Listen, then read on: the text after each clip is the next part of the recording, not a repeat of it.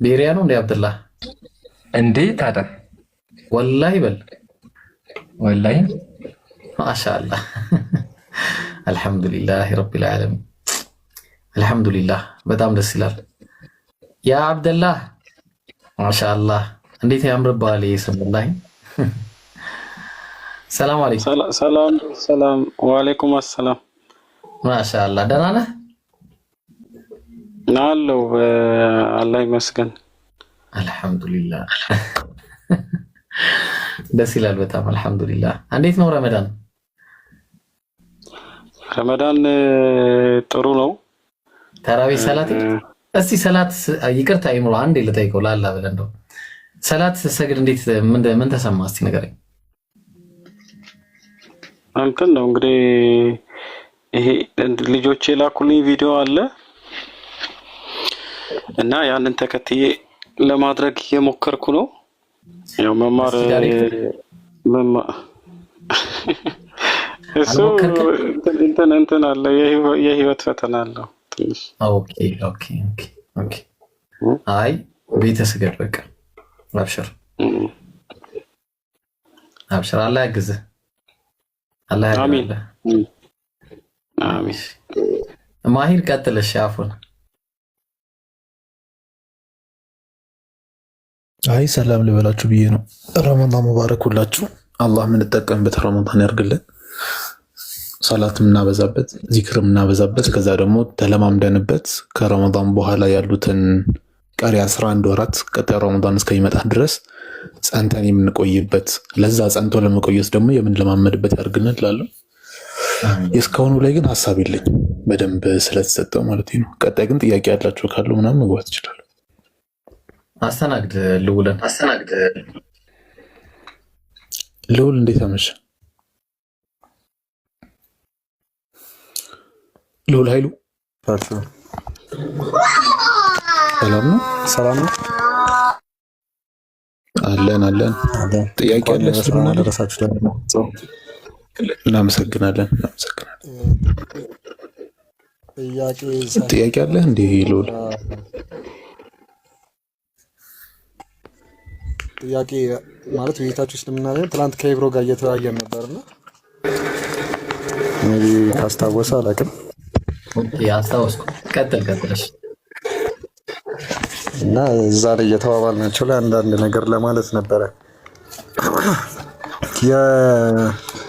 የመጀመሪያው እንትን የሰጠኝ የነበረው የአላህ ቃል አይቀየርም የሚለውን ጥያቄ አቅርቤልህ ነበርና ቁርአን ላይ ይላል ብዬክ ከዛም ያልተቀየረው ቃል የት አለ ብዬ ስጠይቅህ ስለ ቅድሚያት አንስተህልኝ ነበርና እሱ ነገር ያስኬዳል ያስረዳህበት መንገድ ኢብሮዬ ትናንት ተቀብዬ ነበር፣ ግን ሳስብበት የታየኝ እይታ ነበርና ኢንጂሉ የት አለ በፊት የወረደው ቁርአን ማሂር ስለሆነ ያው በሱ ሰዓት እንትን ቀጥል ማሂርና ጥያቄውን ድጋሚ ጠይቅ ይመልስልሃል። አብሽር። ኦኬ እሺ። ቁርአን ላይ የአላህ ቃል አይለወጥም አይቀየርም የሚል ጥቅሶች አሉ። እዛው ላይም ደግሞ ከዛ በፊት የነበረውን ቶራ እና ወንጌልንም ያወረደው አላህ እንደሆነ ይናገራል። ነገር ግን ያ እንደተበረዘም ይናገራል አይደለም ወይም እንደተቀየረ እና ያ ያልተበረዘው ቁርአንን እንዴት ማግኘት እንችላለን? ቁርአን ሳይሆን የወረደውን ከቁርአን በፊት የወረደውን እንዴት ማግኘት እንችላለን? ለምንስ የለም? ተበረዘ ካላችሁ ያልተበረዘው የትኛው ነው የሚለውን ነበር ያቀረብኩት።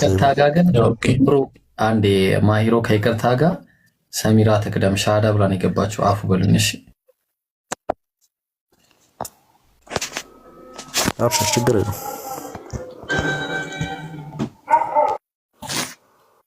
ሰሚራ አለሽ? አዎ አለ። ሻሃዳ ላይ መያዝ ነው የመጣሽው?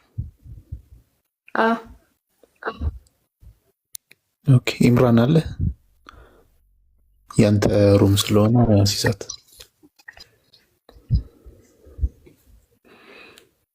ኢምራን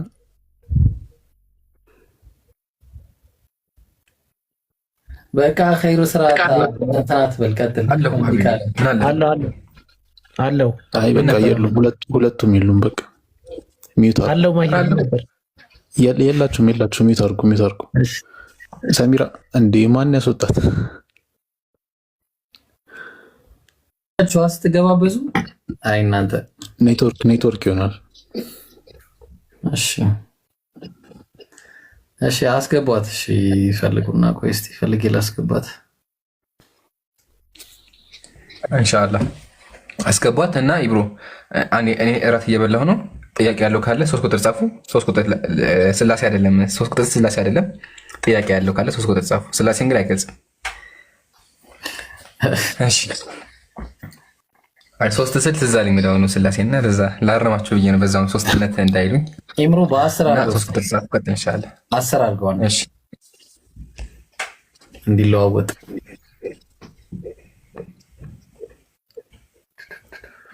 ኦኬ ካለች ስለመጣ ትገባለች። አይሻልም ይብሮ? በቃ ኃይሉን አናገር። ማን ነው? ይቅርታ ልውልን አናገረው። ያቀጥል ልውል ስለ አላህ ሱብሓነሁ ወተዓላ ንግግር ስለሱ ቃል ጥቅል ላይ ነገር ልንገርህና በመጀመሪያ አላህ ሱብሓነሁ ወተዓላ መለኮታዊ መጽሐፎችን ለኛ አውርዶልናል። ለኛ ሳይሆን ለእያንዳንዱ ህዝብ ለተሰጠው ነብይ መለኮታዊ መጽሐፎችን አውርዶላቸዋል። ከነሱ ውስጥ ቁርአን ላይ ተጠቅሶ የምናገኛቸው ኢንጂል፣ ለዳውድ የተሰጠው ዘቡር፣ እንዲሁም ደግሞ ለሙሳ አለይሂ ሰላምም ተውራት ተሰጥቶት ነበር። እነዚህ መጽሐፍ ለነዛ ነቢያት ሲሰጥ ግን እንዲጠብቁ የተደረጉት ከዛ በኋላ የሚመጡት ምኖች ናቸው? ሊቃውንት ናቸው እንጂ አላህ ሱብሓነሁ ወተዓላ እነዛን መጽሐፍ የመጠበቅ ወይም ደግሞ እነዛ መጽሐፍ ሳይበረዙ የማቆየት ኃላፊነትን አልወሰደም። በል እንደውም በዛ ጊዜ የነበሩ ሊቃውንት ከነቢያቶቹ በኋላ የሚከተሉ ሊቃውንት እነዛን መጽሐፍ ጠብቀው እንዲያቆዩ ነቢያቱ አደራ ሰጥቷቸዋል። ግን እነዛ ሊቃውንት ጠብቀው ማቆየት አልቻሉም። እነዛ ሊቃውንት እነዛን መጽሐፍ ሳይበረዙ ማስቀጠል አልቻሉም። መጽሐፎቹ በመሃል ተበረዙ። ሌትስ ያልተበረዙም እንበል።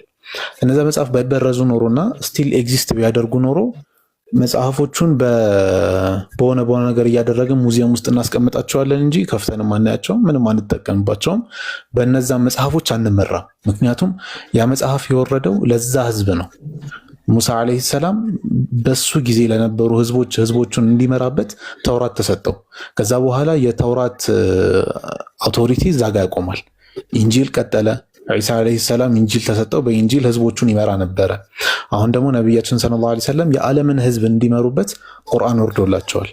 ስለዚህ እስቲል እነዛ መጽሐፎች ምንም ሳይበረዙ አንድ ፊደል ሳይጎልባቸው አንድ ፊደል ሳይጨመርባቸው ቢመጡ ኖሮ ሙዚየም ውስጥ ተቀምጠው ይሄ የእንትና ነብይ መጽሐፍ ነው የእንትና ነብይ መጽሐፍ ነው እያልን እናሳየዋለን እንጂ ሌላ ምንም በቃ ሙዚየም ውስጥ ከመቀመጥ ውጭ ሌላ የምናደርገው ነገር አይኖርም ነበር። ግን ስለመበረዛቸው ካነሳ አላህ ሱብሓነሁ ወተዓላ እኔ እጠብቃቸዋለሁ ብሎ ኃላፊነቱን አልወሰደም። ኃላፊነትም መውሰድም አይጠበቅበትም፣ ምክንያቱም ጥቅማቸው ጊዜያዊ እስከሆነ ድረስ። ግን ደግሞ እነዛን መጽሐፎች እንዲጠብቁ ኃላፊነት የተሰጣቸው ሊቃውንት መጽሐፉ ለመበረዝ እንዲዳረግ አድርገውታል ማለት ነው። ወደ ቁርአን ስንመጣ ግን ቁርአን አላህ ሱብሓነሁ ወተዓላ የመጨረሻው መልእክት እንደመሆኑ ከቁርአን በኋላ ሌላ የሚመጣ መልእክት እንዳለመኖሩ አላህ ሱብሓነሁ ወተዓላ ያንን ቁርአን እንደሚጠብቀው ራሱ ኃላፊነቱን ወሰደ ማለት ነው። ኢና ነሕኑ ነዘልና ዚክራ ወኢና ለሁ ለሓፊዙን አለ። እኛ ዚክርን ወይም ደግሞ ቁርአንን እኛንን ያወረድነው እኛም ደግሞ እንጠብቀዋለን ብሎ ቃሉን ሰጠ። እስካሁን ድረስ ተጠብቆ ይገኛል። እዚህ ቁርአን ላይ ግን አላህ ሱብሓነሁ ወተዓላ መሻር የፈለገው ነገር ካለ ይሽራል። እንዲሁም ደግሞ በየጊዜው ወህይ እያወረደ እስኪሞላ ድረስ ይጨምርበት ነበር። ይሄ ነው ጥቅላዊ ነገሩ። አንተ ያነሳኸው ለሙበዲለ ሊከሊማቲ ረቢህ የሚለው ቁርአን ላይ የምናገኘው ለጌታ ቃላት ለዋጭ የላቸውም የሚለው አላህ ሱብሓነሁ ወተዓላ ስለ አምሩ ነው የሚያወራው፣ ስለ ትእዛዙ ስለሚናገራቸው ነገሮች። ማንም ግለሰብ ገብቶ እነዛን ነገሮች አይለውጣቸውም። ማንም ግለሰብ የአላህን ትእዛዝ ተጻሮ አይቆምም። ወይም ደግሞ አላህ ሱብሓነሁ ወተዓላ ስለወደፊቱ ስለሚፈጠር የተናገረውን ነገር ያንን ነገር የሚለውጥ የለም። ለጌታ ቃላት ለዋጭ የላቸውም የሚለው በዛ ኮንቴክስት ነው እንጂ የመጣው አላህ ያወረደው መጽሐፍ አይበረዝም የሚል አይነት ምንም አይነት እንትን የለውም። ምክንያቱም አላህ ሱብሓነሁ ወተዓላ ራሱ እነዚህ መጽሐፍት እንደተበረዙ በተለያዩ የቁርአን አያዎች ላይ ምናልባት ክፈትልኝ ካልከኝ እከፍትልሃለሁ። በተለያዩ የቁርአን አያዎች ያወረዳቸው መጽሐፍት እንደተበረዙ ሊቃውንቶቹ ወይም ደግሞ በዛ ጊዜ በነበሩ ሰዎች እንደተበረዙ ገልጾልናል። ግን ላ ሙበዲለ ሊከሊማቲ ረቢህ ሲል ለጌታ ቃላት ለዋጭ የላቸውም ብሎ አላህ ሱብሓነሁ ወተዓላ ለነቢዩ ሰለላሁ ዐለይሂ ወሰለም ሲነግራቸው በዛ ቁርአን የጌታ ትእዛዝ ወይም ደግሞ የአላህ ሱብሓነሁ ወተዓላን ትእዛዝ የሚለውጥ እንደሌለ አላህ ሱብሓነሁ ወተዓላ ወደፊት የሚፈጠረውን የተናገረውን የሚቀይር እንደሌለ አስረግጦ እየተናገረ ነው ማለት ነው። ስለዚህ ሁለቱ የተለያየ አውድ ነው ያላቸው። መበረዝና ምናምን ሌላ ነው፣ ስለ ትእዛዙ ደግሞ የሚናገርበት አውድ ሌላ ነው። አግኝተኛል ሉል? ተረድቻለሁ። ጥያቄ ሊሆን የሚችለው እንዳልከው አሁን በሙሴ ጊዜ የነበረው ቶራ በዛ ህዝብ ዘመን እንዲተዳደሩበት የወረደ ነው ብለኸኛል። አላህ ያወረደው መጽሐፍ ነው ብለኸኛል። ስለዚህ ያ መጽሐፍ ከወረደ በእርግጠኝነት ያው ሙሴ በእናንተም ነቢይ ነው ብላችሁ ስለምታምኑ በዛም ጊዜም ሙስሊሞች ነበሩ ብላችሁ ስለምታምኑ እንዴት ይቺ የተበረዘችዋ ወይም ደግሞ ያው በቃ የተበረዘችዋ ብቻ ኖራ ማለት አሁን እኛ ያዝነው መጽሐፍ ቅዱስ ላይ ብሉይ ኪዳን ላይ ያለው እሱ ላይ የተበረዘ ሆኖ ያልተበረዘው እንዴት ላይኖር ይችላል የሚለው ነው ጥያቄ። ምክንያቱም አላህ ያወረደው ከሆነ አትሊስት አንድ ሙስሊም እንኳን ይኖራል አይደለ? ያንን ሊያስጠበቅ የሚችል እና እንዴት ያ ማስረጃ ሊኖር አይችልም የሚለው ጥያቄ። የመበረዙ ማስረጃ ካለው ያለ መበረዙ ሐሳብህን አግኝቼዋለሁ። አትሊስት እንዴት በዛ ጊዜ የነበሩ ሰዎች ህዝቦች ነበሩ፣ እነዛ ህዝቦች ያንን መጽሐፍ በየግላቸው የሚጠብቁት ከሆነ አትሊስት አንዳቸው ጋር እንኳን እንዴት ኦሪጂናል ኮፒው አልተገኘም ነው አይደል ያንተ ሐሳብ? ያ ለማሳያዎችም ከዛ ላይ የተበረዘው ያልተበረዘው የሚለው ማሳያው ከዛ ላይ እናስተጻጽርበት ነበረ ቢኖር ጥሩ ነው። ግን ምንድነው መሰለ አትሊስት አንድ ኮፒ እንኳን ቢኖር ኖሮ ሲጀመር ራሱ ተውራት ተበረዘ አይባልም ነበር። ምክንያቱም እነዚህ ፌክ ተውራቶች ናቸው፣ ኦሪጂናሉ ተውራት ግን አለ ብለን ኦሪጂናሉን አስቀምጠን ኦሪጂናሉን እናባዛለን። ወይም ደግሞ እኛ ባንኖር ራሱ በዛ ጊዜ ያሉ ሰዎች ያባዙታል እንጂ ተበረዘ አይባልም። ተበረዘ የምትለው ኮምፕሊትሊ ኦሪጂናል ከፌኩ መለየት ሳትችል ስትቀር ነው። ለምሳሌ አንድ መስፈሪያ ላይ ያስቀምጠህ በአንድ በኩል ቡና፣ በአንድ በኩል የተፈጨ ቡና፣ በአንድ በኩል ደግሞ ዱቄት ብታስቀምጥ ትለየዋለህ። ይሄ ዱቄት ነው፣ ይሄ ቡና ነው። ገብቷል? ነጩን ቡና ዱቄት ብለህ ታወጣዋለህ፣ ጥቁሩን ቡና ብለህ ታወጣዋለህ። ልክ ስንዴን ከእንክርዳድ እንደመለየት ማለት ነው። ስንዴው ኦሪጂናሉ ነው፣ እንክርዳዱ ደግሞ ፌኩ ነው። ስለዚህ መነጠል ትችላለህ። ሲጀመር ራሱ ተበረዘ አንድ እንኳን ኦሪጂናል ቢኖር ተበረዘ አይባልም ነበር ሲጀመር ራሱ። ግን ደግሞ ሙሉ ለሙሉ ጠፍቷል ነው ሙሉ ለሙሉ ጠፍቷል። በጊዜ ሂደት ማለት አሁን እንደምናወራው የ2 ቀን የ3 ወር የ1 ዓመት ጉዳይ አይደለም። በጊዜ ሂደት ግን ያሉት ኦሪጂናሎች ራሱ ከፌኩ ጋር መለየት እስኪያቅተን ድረስ ተደባልቋል ነው። ሙሉ ለሙሉ ኦሪጂናሉ ጠፍቶ በፌክ ተተክቷል አይደለም። ለምሳሌ ወተትና ቡና ብትቀላቅለውና ማኪያቶ ብታደርገው ልክ ዱቄትና ቡና እንደመለየት አይደለም። ያ የወተትና የቡናው ተደባልቋል። ነጩን ከጥቁሩ በምንም ታምር ልትለየው አትችልም፣ ዱቄትና ቡናው መለየት እንደምትችለው ማለት ነው። ስለዚህ በጊዜ ሂደት ኦሪጂናልና ፌኩን እንኳን መለየት እስከማንችልበት ደረጃ ድረስ ተደባልቋል ነው እያለን ያለ ነው። ካገኘ ተረዳሁ። ቢኖር ኖሩ ለእኛም ጥሩ ነበረ ቢኖር ኖሩ። ኦኬ፣ ስለዚህ እንደዛ ካልከኝ በዛ ጊዜ የነበሩት ሰዎች እንዳለ አክሰስ የነበራቸው ለተበረዘው ነው ማለት ነው። ስለዚህ በስተክክል አላህን የሚያመልኩ ሰዎች አልነበሩም ማለት ነው፣ አሁን እንዳልከኝ ማስረጃ ማለት ነው። ምክንያቱም ኦሪጂናሉን ከፌኩ መለየት ካልቻሉ እነሱስ ታዲያ የአላህ ቃል ትክክለኛው ነው ብለው ሊከተሉ የሚችሉበት አውድ ምንድን ነው? አሁን እኮ ሃይፖቴሲስ ነው እያስቀመጠን ያለ ነው። ስቲል ያው ሃይፖቴሲሱ ወደዚያ መጣወልህ እኮ አሁን ላይ እጃችን ላይ ያለው የተበረዘ እንደሆነ እናውቃለን። መቼ እንደተበረዘ እናውቃለን። አሁን እጃችን ላይ ያለው ተውራት ተብሎ የተቀመጠው ወይም ኢንጂል ተብሎ የተቀመጠው አክቹሊ ተውራት ተብሎ የተቀመጠው እሱ ላይ እናወራና የተበረዘ እንደሆነ እናውቃለን አይደል? እኛ ሙስሊሞች እናውቃለን። ቁርአን ላይ አላህ Subhanahu Wa Ta'ala ተበርዟል ብሎ ስለነገረን ላቅልልልህ። መቼ እንደተበረዘ ግን እናውቃለን?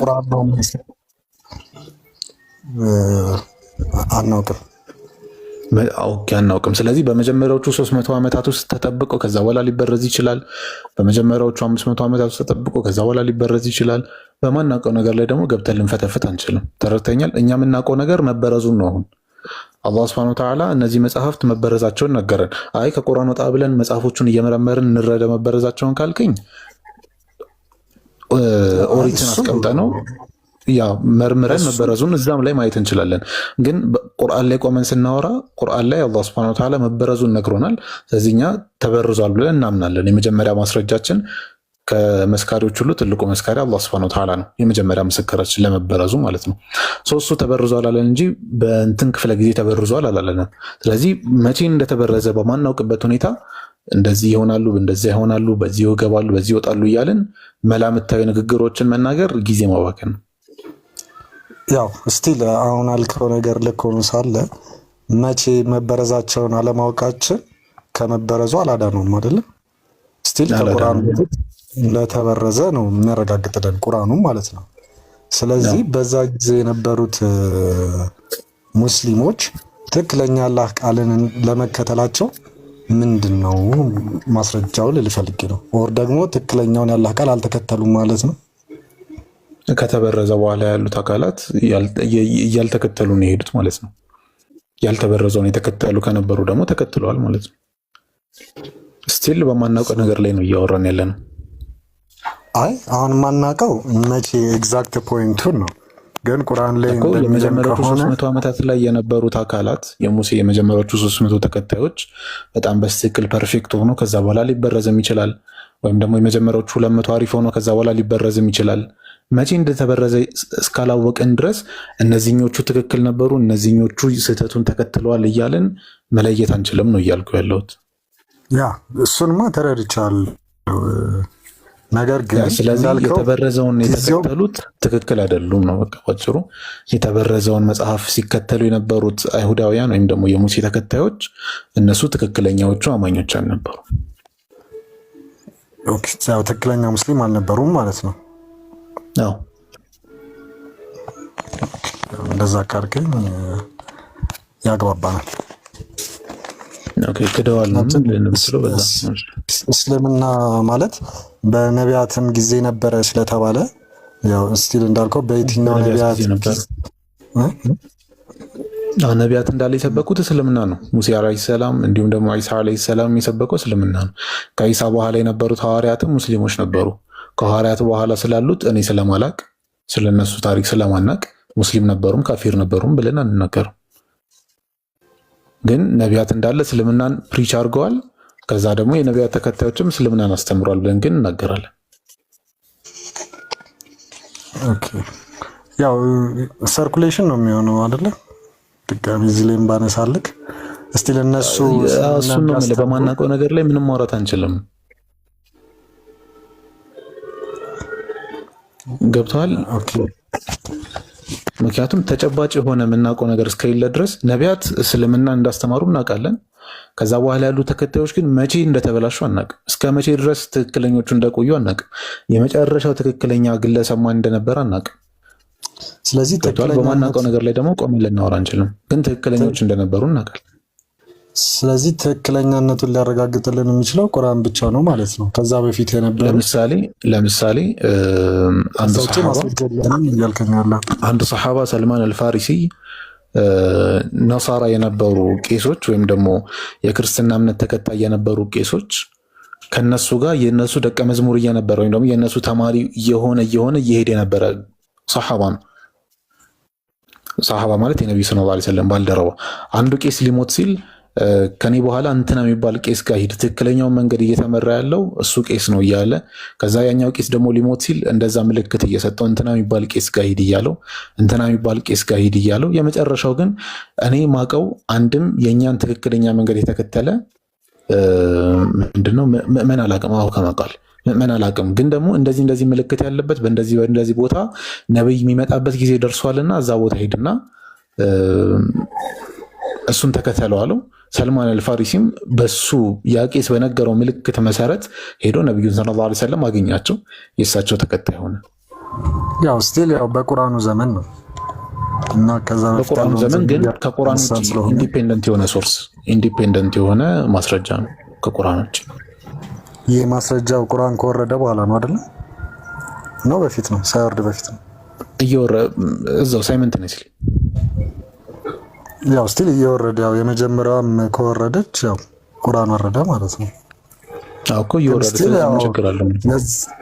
አይ ችግር አለው እያልኩኝ ሳይሆን የዚህ ኢንዲፔንደንት ሶርስ ሜቢ ቁርአኑም ሊሆን ይችላል ልፈልግ ነው። ግን ከነብዩ መሐመድም በፊት የነበሩ ሰዎች ማንም ሊያረጋግጥልን አይችልም ማለት ነው። ምንነታቸውን ነው አረጋጋጭ የምንፈልገው ምን ለመሆናቸው ትክክለኛ እስላም ወይም ሙስሊም መሆናቸውን ማለት ነው። ትክክለኛ ሙስሊሞች ለመሆናቸው ወይም ትክክለኛ አላህ ቃል ተከታይ ለመሆናቸው ማረጋገጫ የላቸውም ማለት ነው። ማረጋገጥም አይጠበቅብንም እንዲህ ሲጀመር ያው ከበፊት ስለነሱ ከሚመለከተን እኮ ከበፊት ጀምሮ የነበረ ነው። ያው ከበፊት ጀምሮ የነበረ ነው። ቁርአን ማስረጃችን ነው። ከቁርአን ውጭ ካልከኝ ደግሞ ሂስቶሪካሊ የምናገኛቸው ማስረጃዎች አሉ። ልክ እንደ ሰልማን ያሉ ልክ እንደ ወይ ኢብኑ ከዓብ ካልተሳሳትኩኝ ወይም ደግሞ ብቻ የተለያዩ ሰሃቦችን መጥቀስ እንችላለን። ያው እነዚህን ጻፍቶች ባላቃቸውም ግን በእርግጠኝነት ልነግር የምችለው የእነዚህም ጻፎች ታሪካዊ ጽሑፍ የወጣው ከቁርአኑ በኋላ ነው አይደለ? እኮ ምንም እኮ የሚያገናኘው ነገር አይደለም። ታሪኩ የተፈጠረው ከቁርአን በፊት ነው። ታሪኩ የተነገረው ደግሞ መቼስ እኛ የምንሰማው ከቁርአን በኋላ ነው። ኦፍ ኮርስ ኮንሰርን ያለገን የሚገባው ሊያሳስበን የሚገባው ታሪኩ የተፈጠረው መቼ ነው የሚለው ላይ ነው ማለት እስቲ መቼ ነው ታሪኩ የተፈጠረው መቼ ነው የሚለው ሆኖ ሳለ ግን ተበረዘ አልተበረዘ ደግሞ ከቁርአን በፊት ነው። ግን አትሊስት ከቁርአኑ በፊት የነበረ ማስረጃዎች ቢኖሩ ያው መልስ ለጥያቄ መልስ ይሰጠኛል ብዬ አስባለሁ። አንተ ልትለኝ የፈለከው ገብቶኛል፣ እኔም የምልህ ገብቶኛል። ስለዚህ ያው ብቻ ማስረጃ የለም ነው ከዛ በፊት ያለው አይደል? ባይብል ላይ ማስረጃ ትፈልጋለህ? ሙስሊሞች እንደነበሩ ባይብል ላይ ቢብሊካል ኤቪደንስ ትፈልጋለህ? እሱማ ኦልሬዲ እኮ ትክክለኛ አይደለም እያለን ነው ቁርአኑ አይደል? ስለዚህ ተበርዟል ነው ያለው። ሙሉ ለሙሉ ስህተት ነው አላልንም። ተበርዟል ይላል።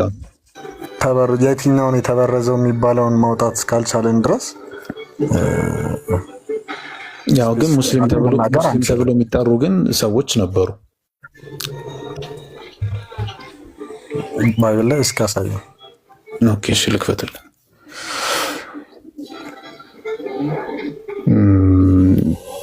ምን ላይ መሰለህ? ትንቢተ ኢሳይያስ ምዕራፍ 48 ምዕራፍ 42 ቁጥር 19 ላይ ስትመለከት ትንቢተ ኢሳይያስ የታለ? ምዕራፍ 42 ቁጥር 19 ላይ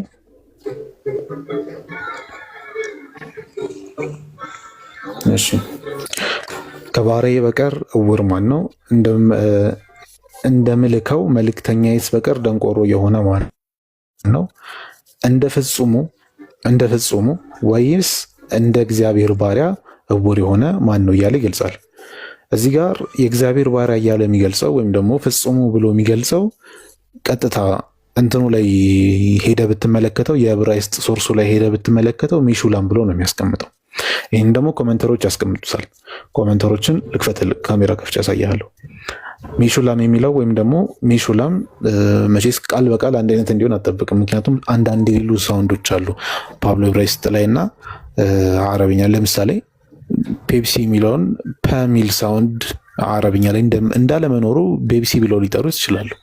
ስለዚህ እንደዚህ አይነት የቃላት አለመኖር አለ። ሚሹላም የሚለውን ግን ከትርጓሜውም አንጻር ራሱ ከምን ጋር እንደሚገናኝ ያስቀምጡታል ሊቃውንት። እሱም ማስረጃ ከፍቼ ላሳየ። አንዴ ጋስጠኝ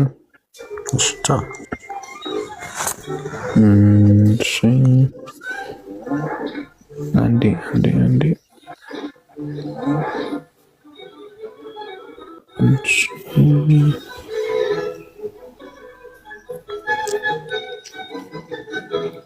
Yeah, we go.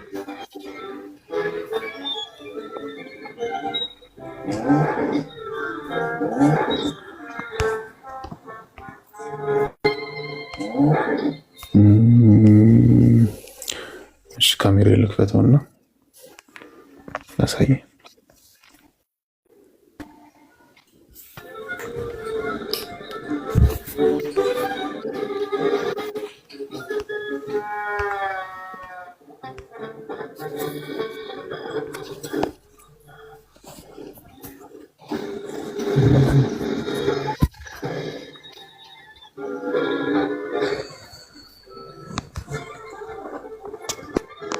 እዚህ ጋር ዲክሽነሪ ነው። እሺ ሌክሲካን ዲክሽነሪ ነው የሂብሩና እዛ የቢብሊካል ሂብሩ ማለት ነው። ባይብል ላይ የሚጠቀመውን ሂብሩ ተመስርተው ያዘጋጁት ሌክሲካል ዲክሽነሪ ነውና እዛ ላይ ሜሹላም የሚለውን ራሱ ኦልሶ ምን ብሎ ነው የሚያስቀምጠው?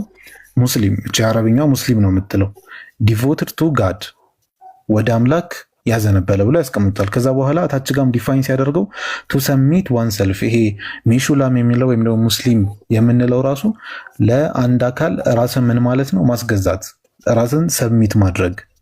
ታች ጋም በተመሳሳይ ሰሚሽን ቱ ጋድ ብሎ ያስቀምጧል። እስልምና ላይ እንደምናገኘው ወይም ደግሞ ኢስላም ላይ እንደምናገኘው ኦቢዲየንስ ማለት ነው፣ ታዛዥ ማለት ነው። ሰሚሽን ቱ ጋድ ኤንድ ቱ ሙሐመድ እንደ እስልምና ወይም ደግሞ እስልምና ላይ እንደምናገኘው ለአምላክና ለነብዩ ሰለላሁ ዐለይሂ ወሰለም መታዘዝ የምንለውን ያመላክትልናል ብሎ ያስቀምጧል። ኢንተርናሽናል ስታንዳርድ ባይብልም ያው ዌብሳይታቸው ላይ ማለት ነው። ኢንተርናሽናል ስታንዳርድ ባይብል ላይ ይሄ ሜሹላም የሚለውን ነገር እንዴት ያስቀምጠዋል መሰለ? ሜሹላም የሚለው ኮምፔር አረቢክ ሙስሊም ከሚለው ጋር ምን ልናደርገው ምንችለው ነው? ኮምፔር ልናደርገው ምንችለው ነው። ዲቮትድ የሆነ ሰው ወይም ደግሞ እዛ ላይ ሪዛይን ያደረገ። ይሄንን ግን ባይብሉ ላይ ካየኸው ምን ብሎ ነው መሰለ የሚያስቀምጠው? ፍጹም ብሎ ነው የሚያስቀምጠው፣ ወይም ደግሞ ፐርፌክት ብሎ ነው የሚያስቀምጠው ባይብሉ ላይ። ይሄ ነገር የተለያዩ የእንትን ዲክሽነሪዎችም ኦኬ፣ እዚህ ጋር ምናልባት ከያዝኳቸው አሳያለሁ። እሺ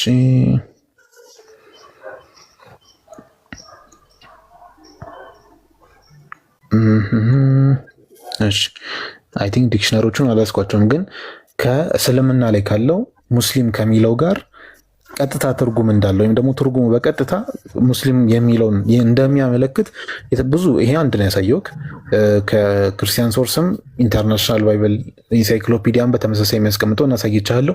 ሌሎች ደግሞ ብዙ የክርስቲያን ኮሜንተሮች አሉ፣ ገብተህ ብትመለከተውም ያው ልታገኘው ትችላለህ። እነዚህ የሚያሳዩት እንዳለ ሙስሊም የሚለውን የአረቢኩን ወርድ ወይም ደግሞ እሱን የሚያመለክት እንደሆነ ፍጹም ተብሎ እየተገለጸ ያለው ይህ አካል ነው የሚለውን ነገር ኮንፊርም ያደርጋሉ። ግን እኛ እንደዚህ አይነት ማስረጃም ሲጀመር አያስፈልገንም በሚለው ነው።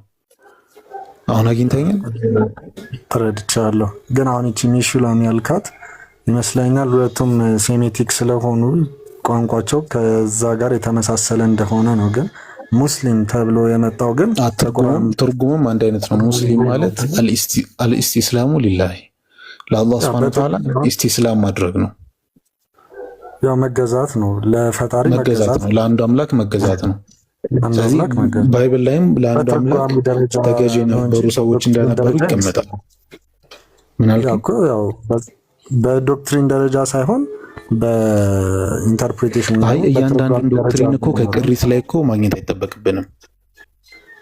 ይሄ መጽሐፍ እኮ ቅሪት ነው። ከቅሪት ላይ እያንዳንዱ ነገር ማግኘት አይጠበቅብንም። ለኛ እኮ ሲጀመር ለኛም አያስፈልገንም፣ ግን ደግሞ እንደ ማመላከቻ ለማሳየትም እያንዳንዱ ቅሪት ማግኘት አይጠበቅብንም። በተወሰነ መልኩ የተወሰኑ ነገሮችን ራሱ ካገኘን በጣም በጣም ከበቂ በላይ ነው። እሺ አንድ ልጨምርልህ። ይቀራረባል ነው አይደለ? ከአረብኛው ቃል ጋር ከሙስሊም ጋር ይቀራረባል ነው የሚለው።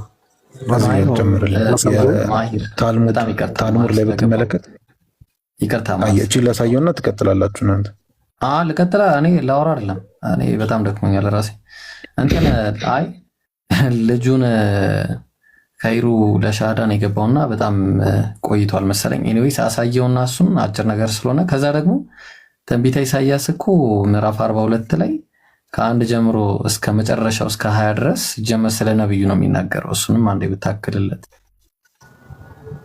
እሱንም ትንቢት ማሳየት እንችላለን። እሺ ሻሃዳውን እንትን በልና ሻሃዳ የሚስለው ካለ ከዛ በኋላ መቀጠል እንችላለን። ይቻላል፣ ችግር የለም። ኸይሩ አለ አሎ። ሰላም አለይኩም ያ ጀማ። ወአለይኩም ሰላም ወራህመቱላሂ ወበረካቱ። አሎ አልሐምዱሊላህ። ሻሃዳ የሚሰጠን ተጋለሰው ነው። የሆነ ጓደኛዬ ነበረ። ያው መጀመሪያም ለኢምራን ነግሬያለሁ። ከዚህ በፊት መጀመሪያ ሙስሊም ነበረ። ከሙስሊም ወደ ክርስትና ዓለም ከሄደ ወደ 5-6 ዓመት እንደዚህ ይሆናል። አሁን ደግሞ ሻሃዳ ለመያዝ ፈልጓል። ከኔ ጋር እንትን በስልክ እንትን አድርጌ ነው ደውዬ ነው፣ በሌላ እንትን ቲክታክ ላይፉ አይሰራም። ሻሃዳ መያዝ ይፈልጋል። በዋትስአፕ ደውዬ ነው እኔ ያው ያወራል እሱ። አሁን አለ ደውለህለታል? አዎ አጠገቤ ነው። እንትን ስሙ ማን ነበር? ስሙ ሀቢብ። እሺ ሀቢብ እንዴት ነው? ሰላም አለይኩም። ወአለይኩም ሰላም። ሰላም ነው? እኔ ሻዳ ለመቀበል ነው ከመጾሜ በፊት። ኦኬ እስልምናን ለመቀበል ዝግጁ ነህ? ያሉብህን ነገሮች ጨርሰሃል? ማለት ጥያቄዎች ካሉብህ መሰረታዊ የሆኑትን ማለት ነው። ምንም ጥያቄ የለኝም። ያው መጀመሪያ በሙስሊም ብዙ ቆይቻለሁ። ከስራው ከወጣው በኋላ ነው ያው ማነው ወደ ኋላ ሆኛለሁ። ከዛ ማቀጠል ፈልጌ ነው። ኦኬ ስለዚህ እኔ የምለውን አብረኸኝ ተከትለኝ ትላለህ። እሺ አሽሀዱ አን ላ ኢላሃ ኢለላህ ላ ኢላሃ ኢለላህ አሽሀዱ አን ላ ኢላሃ ኢለላህ አሽሀዱ አን ላ ኢላሃ ኢለላህ ወአሽሀዱ አነ ሙሐመደን ረሱሉላህ ወአሽሀዱ አነ ሙሐመደን ረሱሉላህ ከአላህ በቀር በሐቅ የሚገዙት አምላክ እንደሌለ መሰክራለሁ። በአላህ በቀር በሐቅ እንደሚሌለው ይመሰክራለሁ። በሐቅ የሚገዙት በእውነት የሚገዙት አምላክ እንደሌለ መሰክራለሁ። በሐቅ እንደሌሉት ይመሰክራለሁ። ነቢዩ ሙሐመድም የአላህ መልእክተኛ መሆናቸውን እመሰክራለሁ። ነቢዩ መሐመድ የአላህ መልእክተኛ መሆናቸውን ይመሰክራሉ። አላሁ አክበር፣ አላሁ አክበር፣ አላሁ አክበር። እንኳን ወደ ተፈጠርክበት እምነት በሰላም ተመለስክ። አላህ ሱብሓነሁ ወተዓላ በዚህ ላይ ጸንተህ የምትኖርና ጸንተህ የምትቆይ ያድርግልህ። አላሁ አክበር።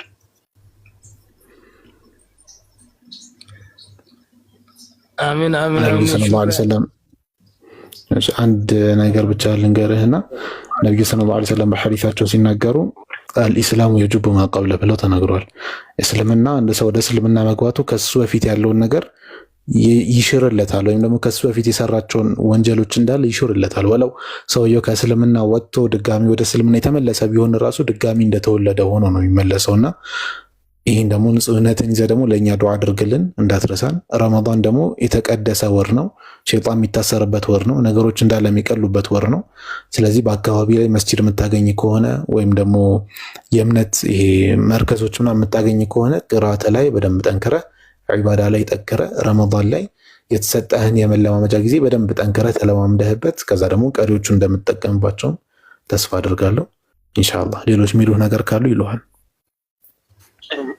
ኢንሻአላህ ይቀጥላሉ። ዱዓ አድርጉልኝ።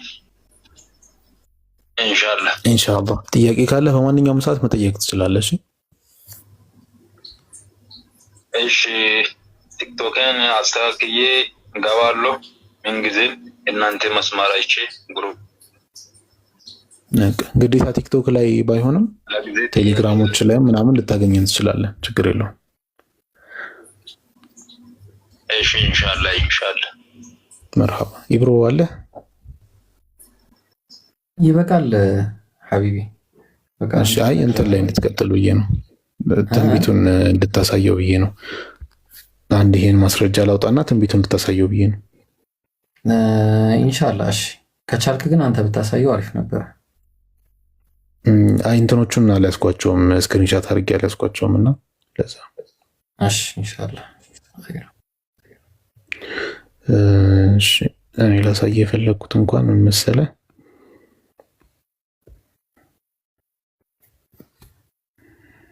ታልሙድ ላይም ተመሳሳይ ፍቾች እንዳሉት ለመናገር ብቻ ነው። ዞሮ ዞሮ እንዳልኩ ታልሙድ ላይም መመልከት እንችላለን። ታልሙድ ላይ ስንመለከትም ሜሹላም የሚለውን ተመሳሳይ ነገር ነው የሚሰጠው። ሂወዝ he was called ሜሹላም ተብሎ ተጠርቶ ነበር because he was perfect in his ኮንዳክቱ ላይ በጣም ፐርፌክት የሆነ አካል ነበረ። ስለዚህ እነዚህ ፈሪሃ የሆኑ ወይም ደግሞ የእግዚአብሔር ባሪያ ብሎ ነው መጽሐፍ ቅዱስ ላይ የሚያስቀምጠው። እነዚህ አካላት ሜሹላም ተብለው ይጠሩ ነበረ። ከእስልምና ውጭ ሶርስ ባያስፈልገንም፣ ከእስልምና ውጭ ማስረጃ ማቅረብ ባያስፈልገንም፣ ግን ደግሞ ልክ እንደ ሰልማን አልፋሪሲ እና ልክ እንደ ደግሞ መዝሙረ ዳዊት ላይ እንደምናገኛቸው ማስረጃዎች ኤክስተርናል የሆኑ ከቁርአን ውጭ የሆኑ ማስረጃዎችን ማቅረብ እንችላለን ለማለት ያክል ነው። ስለ ትንቢቱ ደግሞ ይብሩ ይቀጥላል። እሺ አይ ቲንክ ራሴን ትልቅ ማድረግ እችላለሁ። ልሞክር። አልችልም። በቃ ምን መሰለህ ሳነብ ተከተለኝ። እሺ ትንቢተ ኢሳይያስ ኦኬ። እሺ ሽሪን ካረከው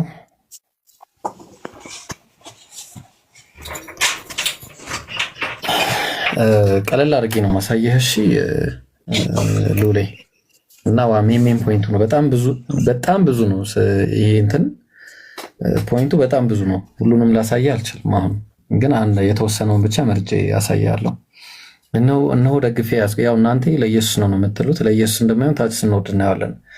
እነሆ ደግፌ ያዝኩት ባሪያዬ ነፍሴ ደስ የተሰኘችበት ምርጤ ይላል። አሁን ባሪያ የተባለው ያው ባሪያ ነብዩ ሰለላሁ ዐለይሂ ወሰለም የአላህ ባሪያ ናቸው። ሱብሃነ አለዚ አስራ ቢዐብዲሂ ለይለን ሚነል መስጂዲል ሐራም ኢለል መስጂዲል አቅሳ እያለ ባሪያ መሆናቸውን ይናገራል። እና ምርጤ እያለ ይናገራል። ምርጤ የሚለውም የነብዩ ሰለላሁ ዐለይሂ ወሰለም አንደኛው ስማቸው ነው። እና ያው ለነሱ እዚህ ጋር ያቋርጥህና ባሪያ የሚለው ለነብዩ መሐመድ ነው ብለኸኛልና ምንድን ነው የእሱ ማስረጃክ? ታች ስንመጣ ታየዋለህ። ግድ የለህም። እሺ ኮንቴክስቱን እንስማውና ያ ከዛ መርጤ በእሱ ላይ መንፈሴን አደርጋለሁ አለ። ከዛ አድርጌያለሁ፣ እሱም ለአሕዛብ ፍርድን ያወጣል፣ አይጮህም፣ ቃሉንም አያሰማም አለ። ድምፁንም በሜዳ አያሰማም። አንዴ ይችን ያዝልኝና እቺን ፓርት ብቻ ያዝልኝና አንድ ሐዲስ ላሳይና እመለሳለሁ። ገና በጣም ብዙ ነው ነገርየው ማለት ነው። ምን አለ መሰለ ሐዲስ ላይ ቡኻሪ 21:25 ላይ እመጣላለሁ።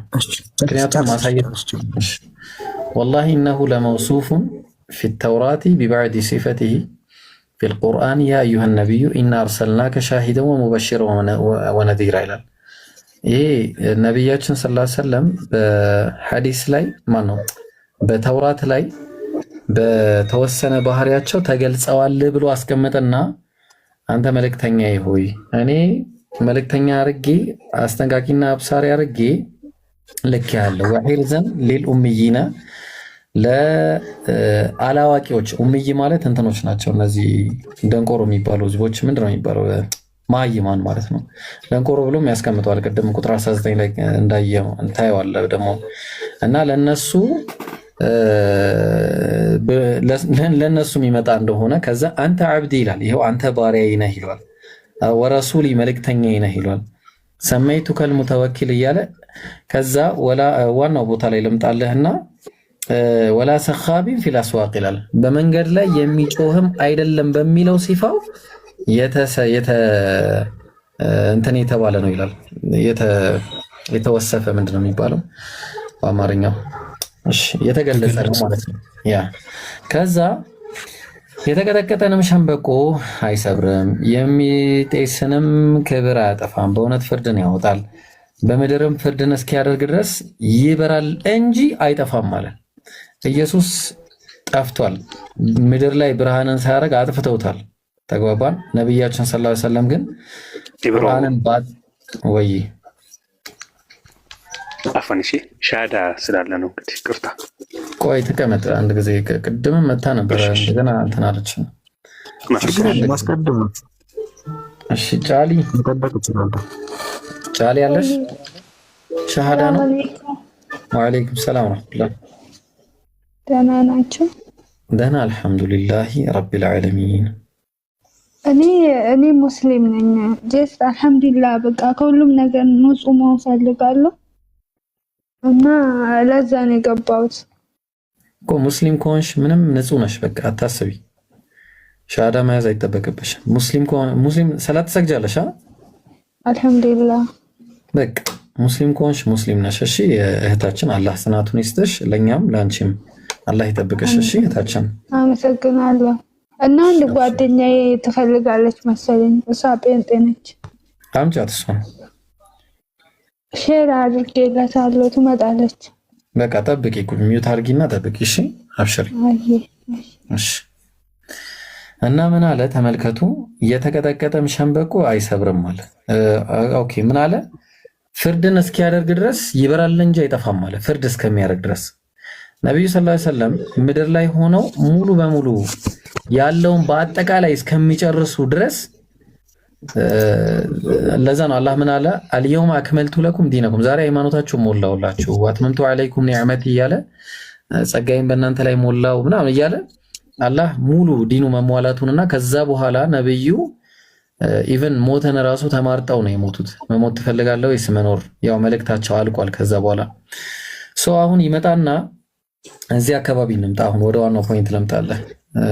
በጣም ረጅም ነው፣ ማብራሪያውን አልችለውም። አሁን እኔ እግዚአብሔር ነኝ፣ ስሜ ይህ ነው፣ ክብሬን ለሌላ ምስጋናዬን ለተቀረጹ ምስሎች አልሰጥም። እነሆ የቀድሞ ነገር ተፈጸመ አለ፣ አዲስ ነገርም እናገራለሁ፣ አስቀድሞም ሳይበቅል እሱን አስታውቃችኋለሁ አለ። የሚመጣውን ወደ ባህር የምትኖሩ የምትወርዱ በእሷም ውስጥ ያላችሁ ሁሉ ደሴቶችና በእሷም ላይ የምትኖሩ ሆይ ለእግዚአብሔር አዲስ መዝሙር አለ።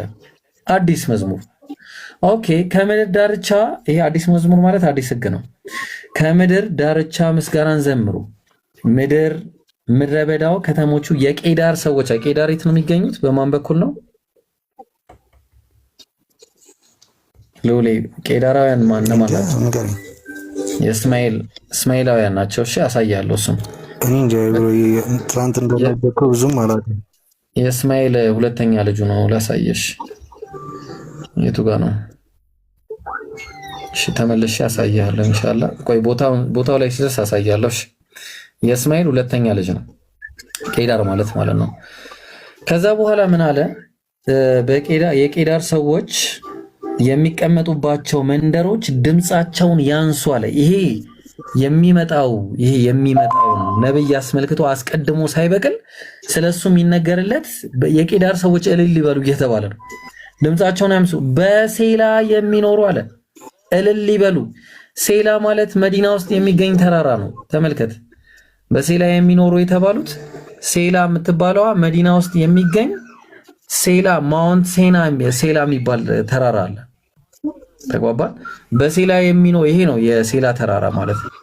ነቢያችን ሰለላሁ ዐለይሂ ወሰለም ሲመጡ ዘምሩ የተባሉበት እሱ ነው። ጠለዐል በድሩ ዐለይና፣ ምንም እንኳን ሐዲሱ ትንሽ ዳፍ ቢኖርበትም የዛን ጊዜ ምን አድርገዋል ነብዩ ሰለላሁ ዐለይሂ ወሰለም ልክ ሲመጡ ወደ መዲና፣ ይሄ መዲና ውስጥ ያለ ተራራ ነው። እዛ አካባቢ ሆነው ምን እያሉ እልል እያሉ ነብዩን ተቀብለዋቸው ነበረ። እልል እያሉ ማለት ነው።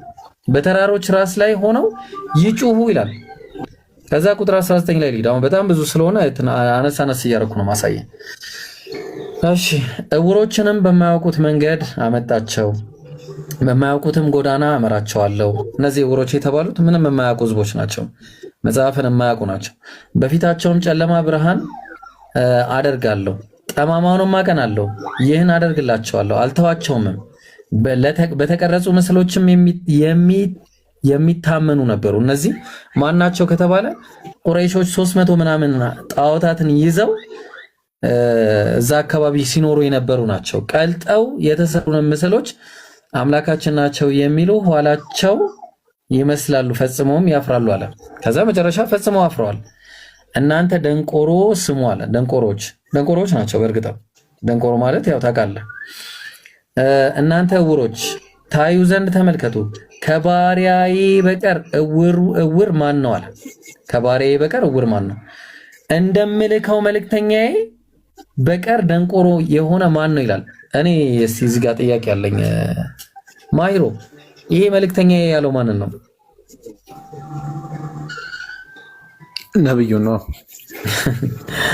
እና ነብዩ ሰለላሁ ዐለይሂ ወሰለም ተመልከት፣ እንደምልከው መልእክተኛዬ በቀር ደንቆሮ ማለት ነው። ደንቆሮ ማለት ማንበብ መጻፍ የማይችል ነው። በነገራችን ላይ ማንበብና መጻፍ የማይችል እንደ መልእክተኛው ምንም ማንበብ የማይጽፍ መጻፍ የማይችል የለም። በጣም የሚገርም ያው ሌላ ቦታ እዚህ ትንቢተ ኢሳይያስ 29 ላይ ብቻ ሳይሆን እዚህ ጋርም ተቀምጦ እናየዋለን። ተግባባ።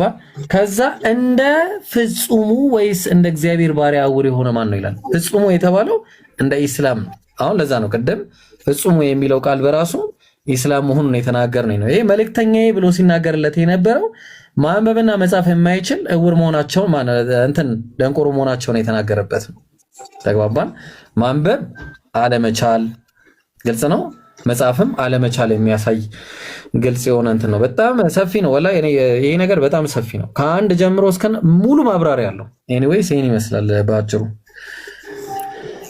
እንደ ባርጋው ነው ችግር የለውም ወይ አንተም ሌላ ጊዜ ሙሉ ማብራሪያ ተሰጠኝና የቤት ስራዬን ሰርቼ እመጣለሁ። እኔ አሁን ዕውሩ ማነው ከመልእክተኛዬስ በቀር ምናምን የሚለውን የተረዳሁትኝ እያወቀ እንዳላወቀ የሚሆን በዛ ሴንስ ነውና አባቶችም እንዴት እንደፈቱት እስኪ ቼክ አድርጌ እመጣለሁ። ችግር የለውም ችግር የለውም። እስቲ እንደዚህ ከፈለክ ማለት ነው ትናንትና ደግሞ ልዑል እንደዚህ ከፈለክ አንድ ቀን ፕሮግራም ሊያዝልህና እኔ ቤት በቃ ፕሮግራም ፕሮፌሲን ብቻ አስመልክቶ ፕሮግራም ሊያዝልህ በቀን አንተ ያው ያንተን መረዳት ለመረዳት ማለት ነው። ችግር የለውም ደስ ይለኛል። خير በቃ ኢንሻአላህ እኔ በቃ ጀማው አቃተኛሽ ትላንትና ስለ ማቴዎስ ስለ ሉቃስ ላይ ያሳየን ስለ ቻርማን ወይ ያልከኝ ነበርና እሷ ላይ አንድ ያንሳለ አይቼው ነበርና ማሂር በደንብ ነው የሚያውቀው። ማሂር የማቴዎስ ኤዲሽንን ነው የሚለው ቸር መምህርና ነገር የሚለው ችግሩ እናንተ የተረዳችሁበት ችግር ምን እንደሆነ አስረዱኝና እኔ ደግሞ ይዤ መጣሁትን ነገር ኦኬ። ከብሩ የተሻለ ባላቅም ላሳየኝ አንዴ ማቴዎስ ወንጌል ላይ እና ማርቆስ ወንጌል ላይ ያለው ነው አይደል? ማቴዎስ፣ ሉቃስ እና ማርቆስ። ሉቃስም ይጠቅሷል አክቹሊ። ኦኬ ትልቁ ላይ ነው። ኦኬ እንደዛ ከሆነሽ ካሜራ ልክፈትና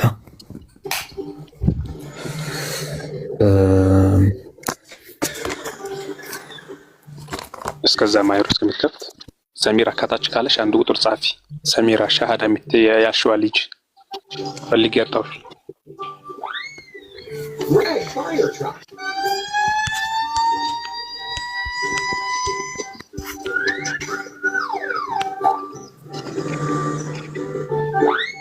green garbage truck.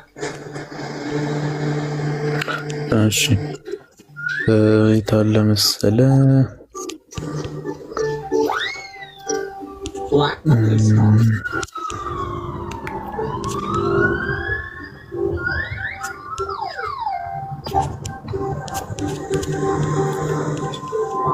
ኦኬ መጀመሪያ ማርቆስ ላይ ያለውን ዘገባ እንመልከተው።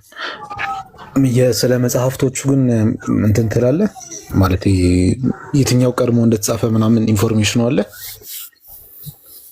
ስለ ወንጌላቱ?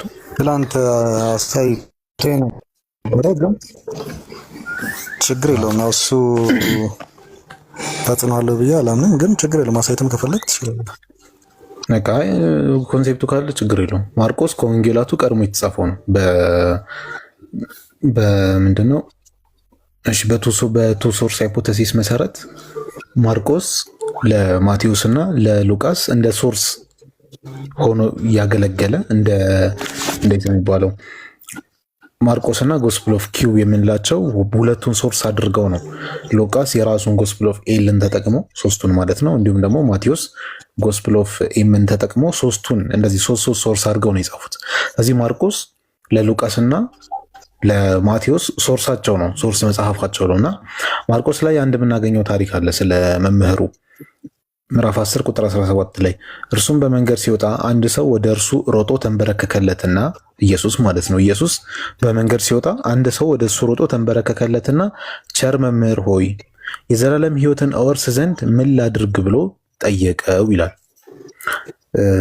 አንዴ ልጠይቅህና ማይክን ክፈተውና ማንን ነው ቸር ብሎ የጠራው እዚህ ላይ ማርቆስ? ኢየሱስን ምን ብሎ ጠራው? ቸር መምህር ብሎ ጠራው። ከዛ በኋላ ኢየሱስ ሲመልስለት ምን አለ? ስለምን ቸር ትለኛለህ? ከአንዱ ከእግዚአብሔር በቀር ቸር ማንም የለም ይላል።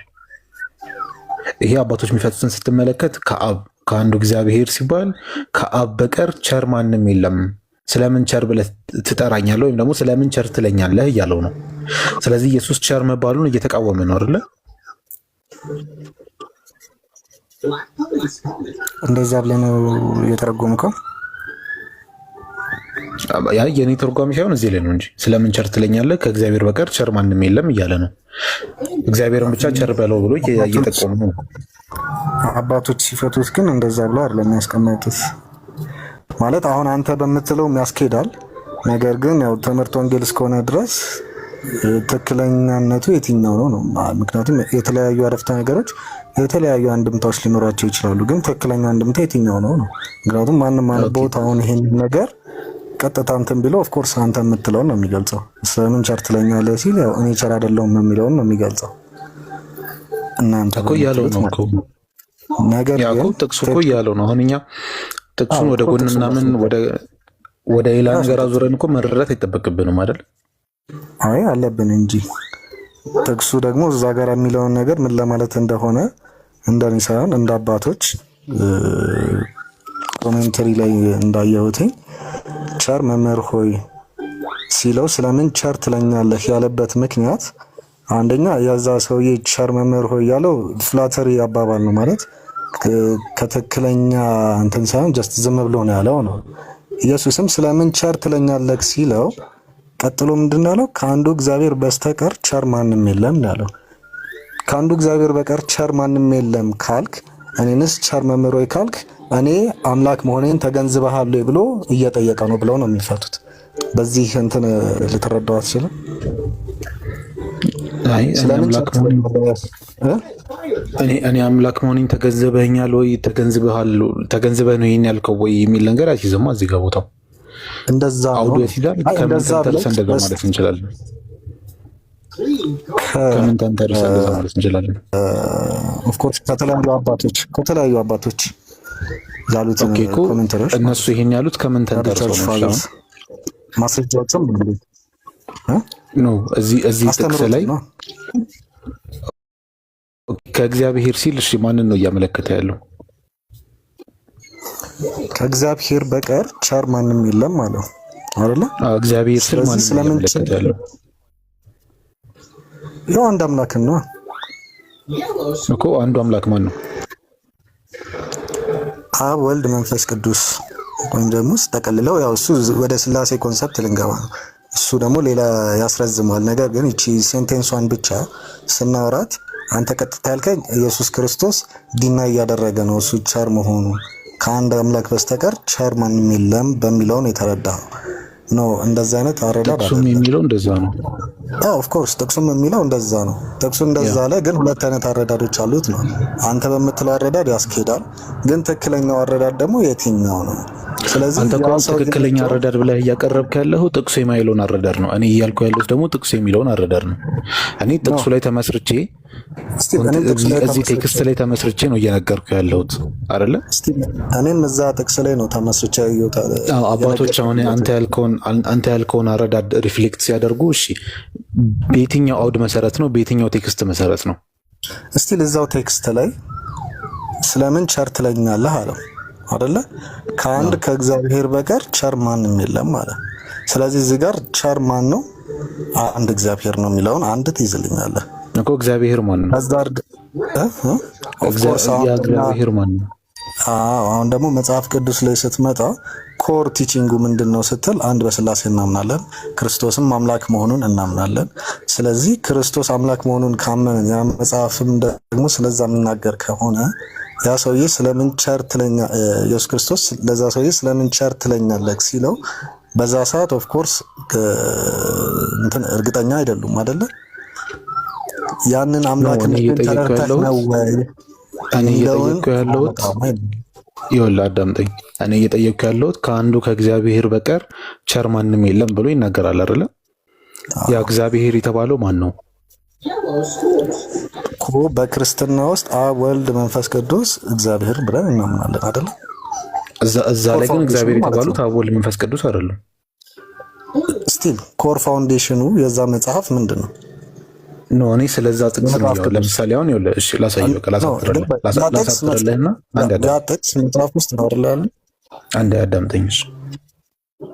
ስለ ቸርች ፋዘሮች ካወራን ለምሳሌ ኢራኒየስ በጣም እርሊ ከሚባሉት ፋዘሮች ውስጥ አንዱ ነው። አጌነስ ሄሬሲስ ላይ ይህንን ጥቅስ ራሱ ያነሳውና ማርቆስ ላይ ያለው ላይ ማለት ነው። ከዛ በኋላ ኤንድ እሺ ቱ ዘ ፐርሰን ሁ ሴድ ቱ ሂም ጉድ ማስተር ላለው ሰውዬ ምን አለው አለ። እሺ ሂ ኮንፌስድ ዛት ጋድ ሁ ኢዝ ትሩሊ ጉድ ሴይንግ አምላክ በትክክለኛ ጉድ የምንለው አምላክ እንደሆነ ምን አደረገ? ገለጸለት። ከዛ ምን አለው? ዋይ ዱ ዩ ኮል ሚ ጉድ፣ ለምን እኔን ቸር ትለኛለህ፣ ለምን እኔን ጉድ ትለኛለህ ብሎ ተናገረው። ግን ምን ብሎ ሲገልጽለት ነው ይሄን ያለው ብሎ ነው ያስቀምጠልን።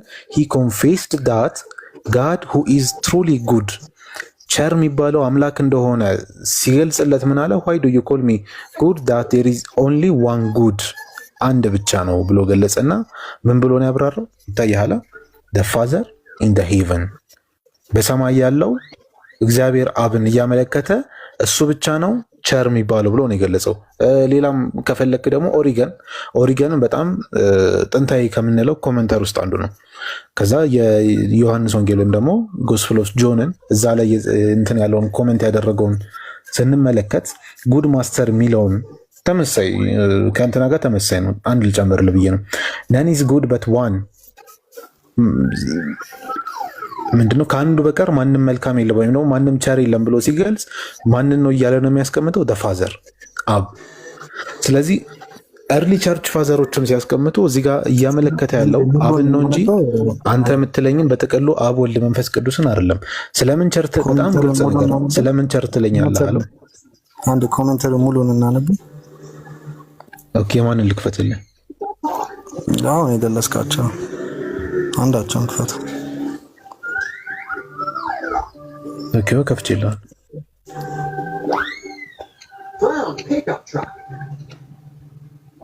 አለቀ እኮ ጨረሰን ምናምን ነገር። ኦኬ እሺ እንትን ትናንትና እንደ ማስረጃ ሬይመንድ ብራውን ምን አልከኝ?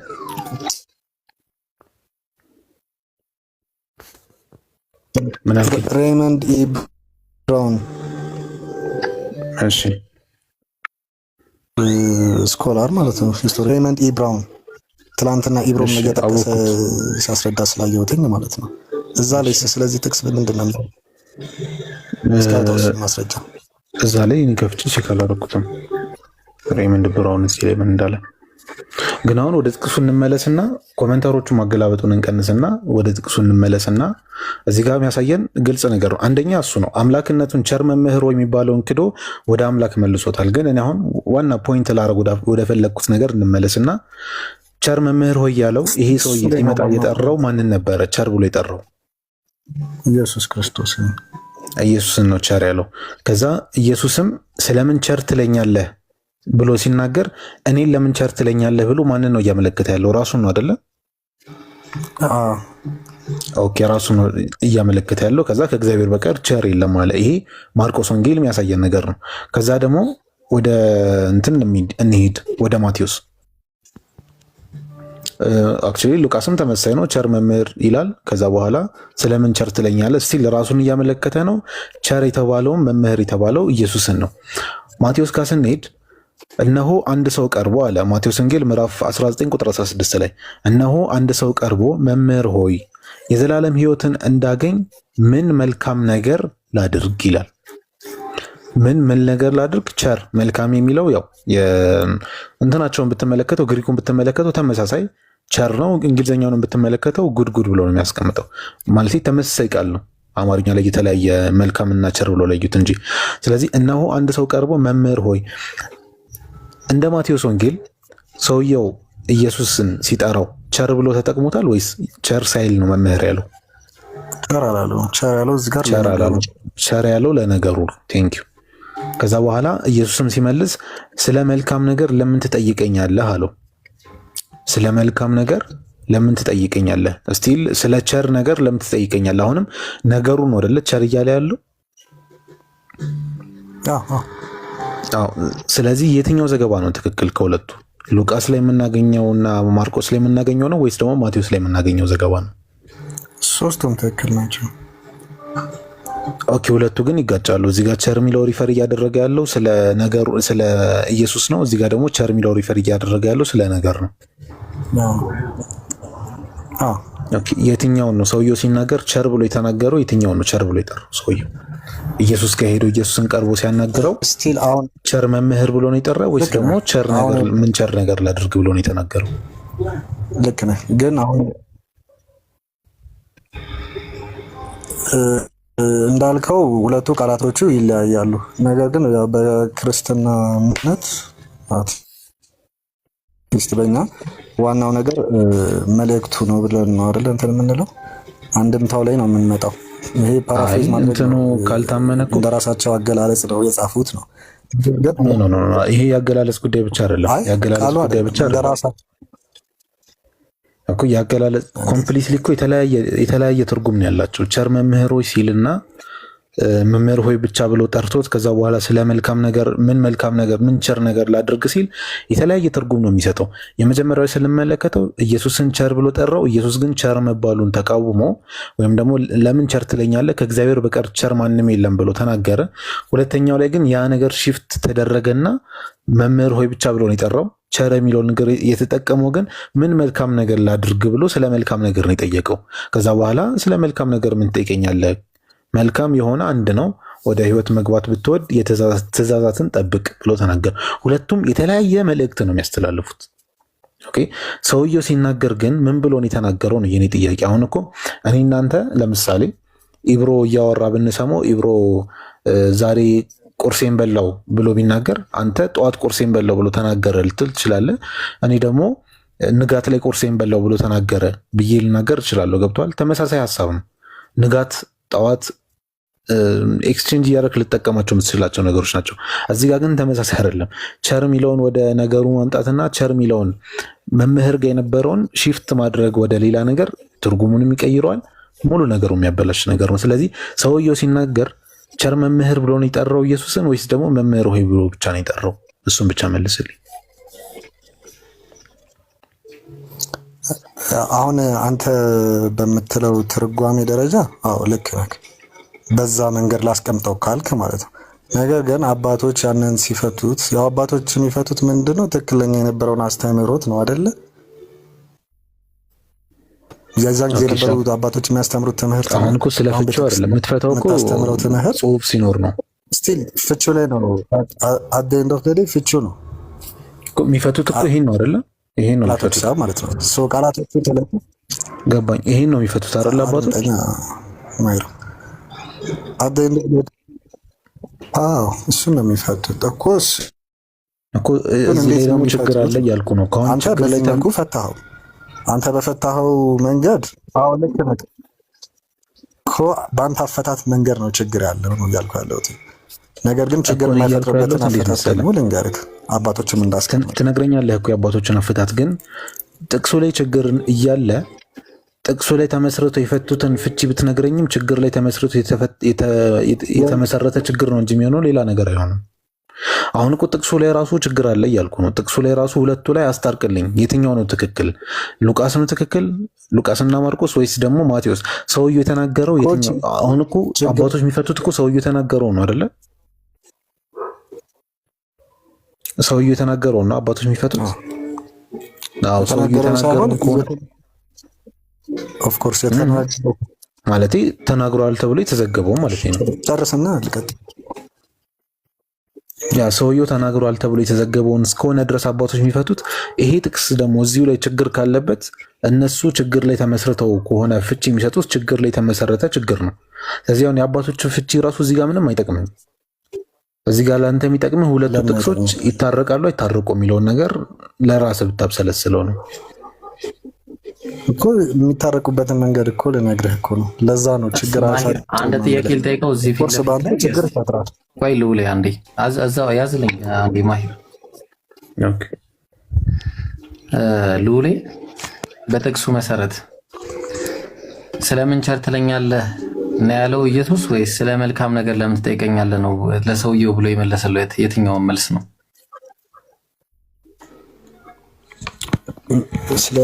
እኔን ለምን ቸር ትለኛለህ ነው ያለው ወይስ ለምን ስለመልካም ነገር ነው? ጥያቄ የጠየቅኩ መልስልኝ። አንድ ጥያቄ እኔ የጠየቅኩ አንድ ጥያቄ ነው። ጥያቄ የጠየቅኩ ምንድነው? ሰውየው ኢየሱስ ጋር መጥቶ ስለ መልካም ነገር ነው ለምን ትጠይቀኛለህ ነው ብሎ ኢየሱስ የመለሰለት ወይስ ለምን ቸር እኔን ትለኛለህ ነው ያለው?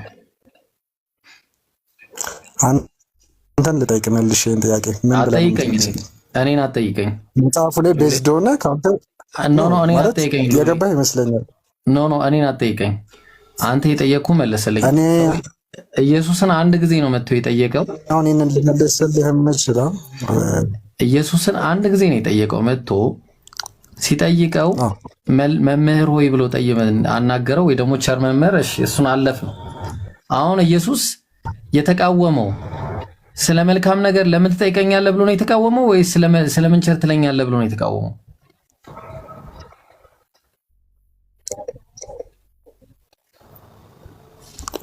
ሶስቱም ላይ ካየኸው ተቃውሞውን ሳይሆን አንዱ ቸር እግዚአብሔር ነው የሚሆነው ያስማማነው። ሉሌ የጠየቅኩህን ብቻ መልስልኝ። እሱ ላይ እንመጣለን። ይቅርታ ሉሌ፣ እሱን እኮ ነው ያልኩት።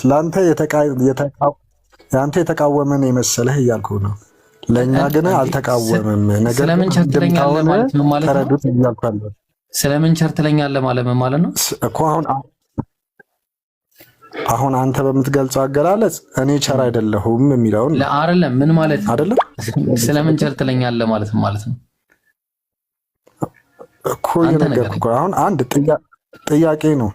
ስለምን ቸር ትለኛለህ ሲባል አንድ እኔ ቸር አይደለሁም የሚለውን በጣም ጥሩ። ከዛ የሚመጣው አይደለም ይተካለ ሉሌ። ከዛ በኋላ ያረፍተ ነገሩን ልጨርሰልህ። አንድ ጥያቄ ላይ ልጨርሰልህ። አንደኛው እኔን ለምን ቸር ትለኛለህ እኔ ቸር አይደለሁም የሚለውን እናንተ የምትሉትን ያመጣል። ሁለት ደግሞ ስለምን ቸር ትለኛለህ እንደ ጥያቄ እንዴት ነው ቸር ልትለኝ የቻልከውም የሚለውንም ያመጣል። አያመጣም? አዎ። ከዛ በኋላ ያለው አረፍተ ነገር ነው የሚወስነን። አሁን እኔና አንተን የሚያስማማን ከዛ በኋላ የሚመጣው አንድ አይነት ኖ አረፍተ ነገሩን ነው። ከዛ አሁን ስለምን ቸር ትለኛለህ ብሎ ትክክል እኮ ነው እኔ ቸሩ ነኝ ቢለው አንስማማለን። አሁን ግን ምንድነው ያለው? ትክክል እኔ እኮ ቸሩ ነኝ ስለምን ቸር ትለኛለህ እኔ ቸሩ ነኝ ቢለው እሺ በአንተ እንስማ። አሁን ግን ጥያቄው እዚህ ጋር ስለምን ቸር ትለኛለህ አለውና ከአንዱ ከእግዚአብሔር በቀር ቸር ማንም የለም ማለት በቀር ማለት ነው ማለት ነው። ያው አንድ እግዚአብሔር ብቻ ነው ጥሩ ነው፣ ሌላ ምንም እንትን የለውም። ለምን ቸር ትለኛለህ እኔን ማለቱ ምንድነው ታዲያ? እዚህ ጋር አንድ እግዚአብሔር እየነገርኩ ነው። አሁን የመጽሐፍ ቅዱስ ኮር እምነቷ ምንድነው? ይብሮ ሰማና ነው ስቲል ሰማኝ። አይ በቃ የመጽሐፍ ቅዱስ ኮር እምነቷ ምንድነው? በአብ በወልድ በመንፈስ ቅዱስ ማመን ነው። እስቲ እሺ እንደዛ ብለ ተርጓሚዎችን አሁን እኔ የምለን ተርጓሚዎች ማስረጃዎች ላመጣልህ እችላለሁ አይደል? እሱ አንዴ ሰማኝ። ኮሩ ምንድነው? አሁን በመጽሐፍ ቅዱስ ነው አምኜ እየመለስኩኝ ነው አይደለ?